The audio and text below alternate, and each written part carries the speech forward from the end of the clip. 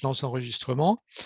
Donc, juste pour vous donner une idée de ce que ça permet de faire, je vais vous parler de 2 séances que j'ai faites, récemment. Une avec un enfant d'une dizaine d'années qui a été maltraité tout petit. Il a été placé, quand il avait quelques mois pour avoir subi des violences et qui est extrêmement dans la colère, qui voilà, qui a beaucoup de problématiques et en une séance, on a réussi à éliminer toute la colère qu'il avait en lui sans aborder à aucun moment de choses particulières dans son histoire.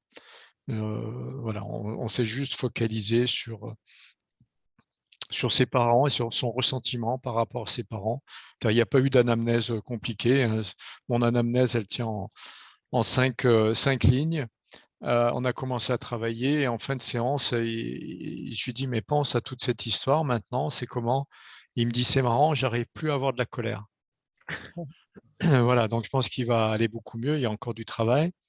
Et puis, hier soir, j'avais proposé sur un groupe, de personnes qui sont anxiété, phobie, sociale et cetera, de faire une séance de groupe, mais bon, il y a qu'une seule personne qui s'est présentée.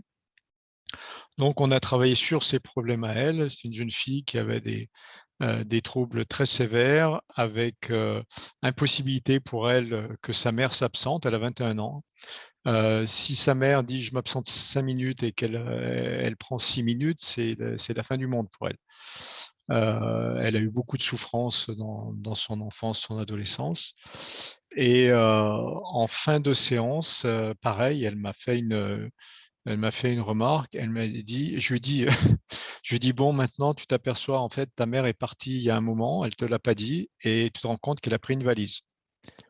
Et elle me dit: «Mais c'est fou», elle dit: «J'ai l'impression que mon cerveau voudrait se dissocier, mais il n'y arrive plus». Voilà, donc je vais vous l'expliquer, verbalement. Donc en fait, holo, parce que hologramme et hologramme pour moi, vous connaissez toutes, ce que c'est qu'un hologramme. Un hologramme, c'est quelque chose qui contient bonsoir Sandrine, c'est quelque chose, qui contient toute l'information, d'une personne, d'un objet. Mais il n'y a pas la matérialité de cet objet ou de cette personne. C'est-à-dire que vous pouvez tourner autour d'un hologramme, vous allez le voir, vous allez voir la personne, vous la verrez en 3 dimensions, mais vous n'avez pas la matérialité. Et moi, dans mon approche, j'ai considéré que chacun de nous, chaque individu, est constitué d'un ensemble de toutes ces informations qui existent au-delà du corps physique et qui contient la totalité des informations qui nous concernent, la totalité des informations de notre histoire, de notre vie, de nos traumatismes. Et quand je dis notre histoire, c'est vraiment à tous les niveaux, hein, pour celles et celles qui sont dans le transgénérationnel ou dans des choses comme ça, c'est la totalité. Et pour Holo, on n'est pas dans une temporalité euh, passé, présent, futur, on est dans une superposition. C'est ce que je fais maintenant, que je considère comme le présent, et là, ici et maintenant, alors que là, ce que je considère comme le passé, c'est quelque chose qui s'est réalisé avant, dans le sens où ça a pris le dessus, ça s'est superposé. Et le futur, c'est quelque chose qui viendra couvrir tout ça, mais tout est là, toute l'information est là. D'accord? Alors, cet hologramme, on travaille dessus, on va chercher toutes les informations qui sont à l'intérieur, qui sont des informations euh, traumatisantes pour la personne, ou même des choses qui sont positives mais qu'on veut développer. Et on va faire en sorte que ce qui doit se faire en termes de changement se fasse. C'est-à-dire que s'il y a un traumatisme, c'est une information et de l'énergie en déséquilibre par rapport à l'idéal de la personne. Donc, on va simplement travailler sur ce déséquilibre-là qui va se réguler tout seul à l'aide de la technique et qui va reprendre sa place. D'accord? Quand on fait ça, on va modifier la trajectoire de la personne. Euh, voilà, vous êtes sur une trajectoire de vie. C'est-à-dire votre vie, personnellement, j'estime que quand on arrive au monde, on a comme un scénario à vivre. Ce scénario, il va nous faire passer par des situations difficiles, pas difficiles. Il va mettre devant nous des problèmes qui vont apparaître à certains moments. Et ces problèmes, il va falloir les comprendre et les résoudre. Si on ne les comprend pas, on ne peut pas les résoudre. Et si on ne les résout pas, on aura soit ces problèmes qui vont durer longtemps, soit ces problèmes vont se représenter à nous jusqu'à ce qu'on les ait résolus. Et plus on met de temps à les comprendre, plus ils vont être compliqués et difficiles. Et donc, on est sur une trajectoire comme ça qui file.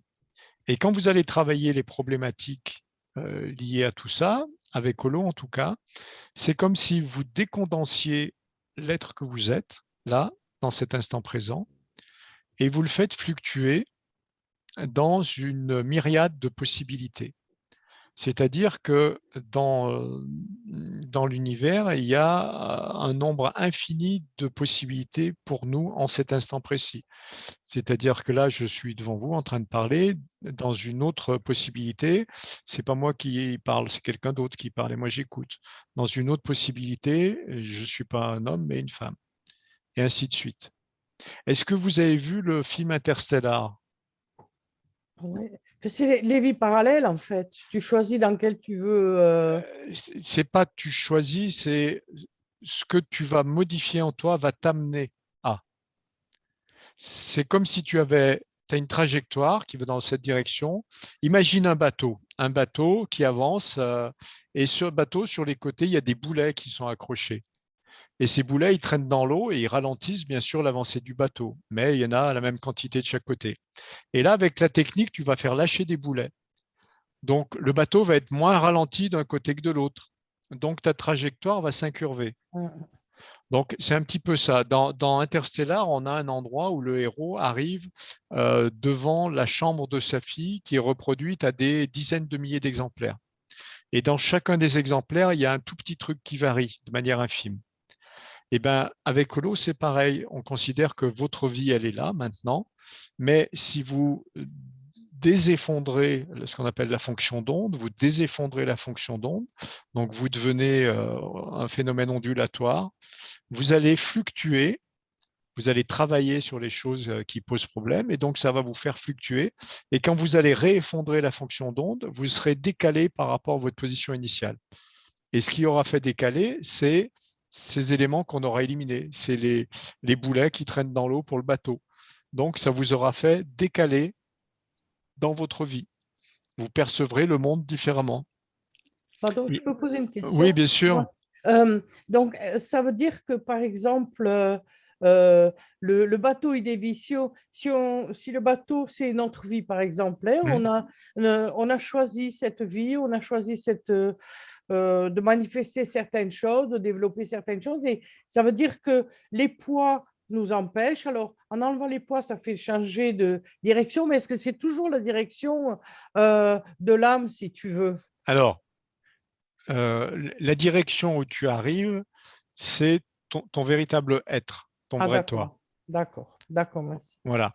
C'est-à-dire que jusqu'à présent, les soucis que tu as eus, ton passé, tes traumatismes, tout ça, tu as un moi profond qui est déformé, qui n'est pas idéal. Et donc, tout ce que tu vas enlever, petit à petit, ça va te redonner ton véritable être, ton véritable soi. Et donc, tu rejoins l'âme que tu es vraiment dans toute sa splendeur, entre guillemets. D'accord? Et tout le reste n'était là que pour te détourner de ce trajet, de ce chemin. À charge pour toi de résoudre ça, parce qu'il y a eu des problématiques dans cette vie, dans la vie précédente, parce que tu avais fait des choses qui étaient peut-être pas cool, parce que tu n'avais pas compris certains problèmes, parce qu'on t'avait agressé, parce que, tu vois, il y a tout un tas de choses comme ça. Et quand tu arrives à comprendre les situations, en tirer la compréhension, ça disparaît, hein, le petit boulet qui se détache, pouf, du coup, toi, tu vas repartir dans la direction qui est vraiment la tienne. D'accord, merci. OK? Il y a un autre phénomène, c'est que, par exemple, on va travailler sur un point avec l'eau, on va travailler, admettons, on va partir, quelqu'un vient pour une phobie ou voilà, un traumatisme sévère, relationnel, avec sa famille, quelqu'un qui vit des misères en permanence, tout le monde lui fait du mal et on va pas travailler ça. C'est-à-dire la personne elle vient pour ça, mais moi quand je les ai en séance, je leur dis: «OK, mais moi je vais pas travailler ton problème» et en fait, on va travailler sur la globalité, sur la totalité parce que ce problème qui est là, eh ben, il y a une partie qui vient d'ici, une partie qui vient de là, une partie qui vient de là. Donc si tu travailles que ça, tu travailles que le symptôme finalement. Tu travailles pas la cause ou l'origine. Donc en fait, on va partir d'un autre point, d'un autre endroit, on va commencer à le travailler et puis le problème est là, nous on va partir d'ici.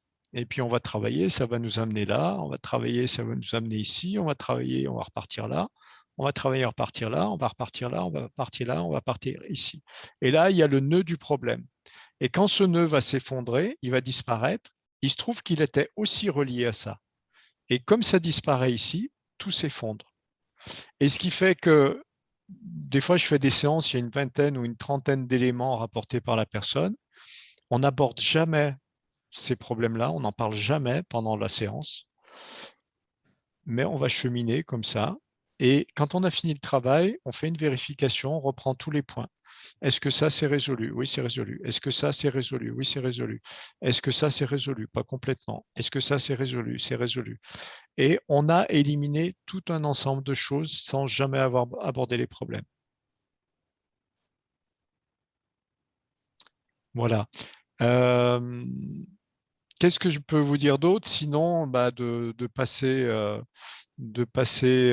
si vous avez quelques questions, je suis en train de réfléchir s'il y avait d'autres choses. Ah oui, il y a une autre chose importante aussi, c'est ce que j'appelle l'effet archéologique. Et il y a une espèce de stratification. C'est-à-dire que vous allez commencer par travailler, vous allez éliminer une première couche. Quand vous avez éliminé cette première couche, vous allez arriver automatiquement sur une deuxième couche. Vous allez la nettoyer et là, il y en a une troisième qui va apparaître. Et puis peut-être qu'à la première séance, vous arrêterez là. Quand vous allez reprendre la personne plus tard, en fonction de la manière dont vous travaillez, vous étiez arrêté à cette troisième couche, mais il y en a une autre qui est là. Et cette couche, on va dire qu'elle va remonter petit à petit à la surface, c'est-à-dire que les problèmes qu'elle contient vont commencer à embêter la personne, elle va se rappeler certaines choses, certains souvenirs, il va y avoir des émotions. Et au bout d'un moment, ça va commencer à l'embêter. Et donc là, on va reprendre le travail, on va continuer à travailler. Et il y a une espèce de gradation comme ça, de stratification. Comme quand vous faites des recherches archéologiques, vous nettoyez la première couche, vous avez des objets, vous les prélevez, vous continuez à gratter, vous avez une deuxième couche, et une troisième, et ainsi de suite. D'accord? Est-ce que vous avez des questions là tout de suite? Et puis après, on va passer à ce qui est le plus intéressant, en fait, c'est la mise en pratique. Est-ce que, un praticien, il peut travailler sur des membres de sa famille, par exemple? Ah, aucun problème. Ouais. Il y a Et aucun problème parce qu'on ne travaille pas sur les membres de sa famille, on Mmh. travaille sur de l'information et sur de l'énergie. Et en général, il faut combien de séances, pour, arriver à Alors, tout et dépend c de la façon j'ai dont tu travailles. OK, C'est-à-dire, quand tu es hypno et que tu fais un travail, où, bah, tu as besoin d'avoir, régulièrement ton client, tu vas faire une première séance, je sais pas, prendre 3/4 d'heure, 1 heure et puis tu peux arrêter là, tu vois? Holo, tu peux l'arrêter n'importe quel moment. Il faut finir proprement ce que tu es en train de faire et une fois que tu l'as fini, tu peux arrêter là sans continuer plus loin. La fois d'après, tu reprendras et tu continueras. OK. Donc ça peut te prendre 1, 2, 3, 4 séances. Moi, quand je travaille, en règle générale, heu, mais ça, c'est ma façon à moi parce que j'ai une autre activité en parallèle, donc je suis pas focalisé sur ces problèmes-là et quand je travaille, je vais au bout des choses, c'est-à-dire que dans ma séance, je vais jusqu'à ce qu'il y ait plus rien. Donc ça D'accord. me prendre, aux alentours de 2 heures à peu près. Ça ne veut pas dire qu'après, dans 2 mois, 3 mois, 4 mois, 6 mois, 1 an, il y aura pas d'autres choses qui viendront. Mais là, on a vraiment nettoyé la globalité. Comme, OK. cette jeune fille hier avec son trouble, de l'angoisse, généralisée, elle a nettoyé, je ne sais pas exactement si on a tout nettoyé, mais, il y a eu un sacré nettoyage puisqu'elle n'arrivait plus à ressentir, les troubles qu'elle a d'habitude. OK. Et sur quelle, typologie, quelle thématique tu peux travailler avec Holo? Eh ben, sur toute information qui dérange les gens. Donc, ça va de la perte de poids, à la phobie, j'ai entendu parler de phobie tout à l'heure, aux crises Ce que t- d'angoisse, du deuil, tu peux travailler absolument tout? tout ce qui embête quelqu'un. OK. On fait pas des miracles, hein, on va pas rendre aux gens leur jeunesse ou des choses comme ça, mais dans tout ce qui pose problème aux gens, il y a quelque chose à résoudre. Il y a quelque temps, c'était en début d'année, là, j'avais fait une séance, une dame qui va être adressée par son médecin traitant pour une dépression un peu sévère qui durait. Elle voulait pas prendre de traitement médicamenteux, donc on a travaillé et puis en cours de séance, elle bougeait beaucoup cette dame. En cours de séance, elle me dit qu'elle a une névralgie pudendale. Alors je sais pas si vous connaissez névralgie pudendale? Très bien. C'est une douleur, pelvienne, qui est extrêmement forte et il y a pas de traitement. Donc c'est des gens qui ont des douleurs à 7, à 8, à 9, c'est insupportable et il y a pratiquement pas grand-chose qui puisse calmer ça. Il y a un peu de chirurgie, mais ça marche pas toujours. Il y a aussi des appareils de neurostimulation, mais c'est pas toujours très efficace. Et pendant la séance, cette dame, je vois qu'elle se calme tout doucement et puis à un moment, elle me dit, «Je me rends compte que je bouge moins et que j'ai moins mal». Je me suis pas occupé de ça, on a fini la séance et à la fin de la séance, elle se lève et on reste un moment à discuter debout.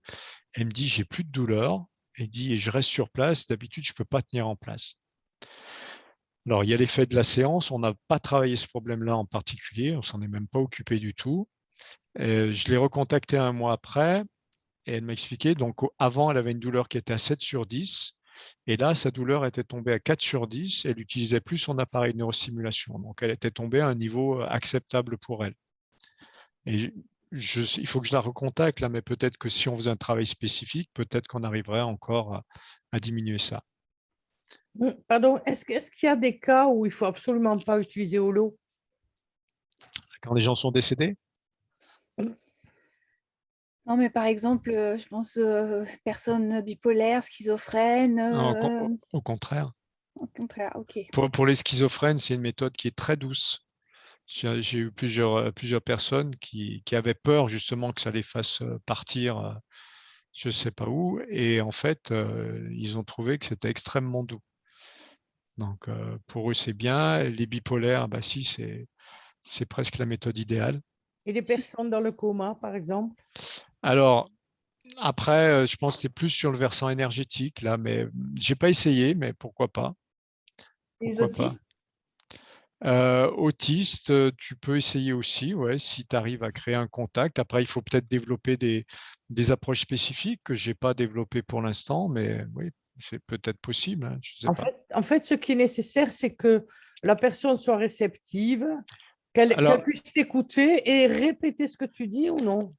il faut, oui, oui, il faut qu'elle peut le répéter ou le dire intérieurement, Mhm. mais il faut qu'il y ait une relation, particulière qui soit établie, pour que ça puisse, bien fonctionner.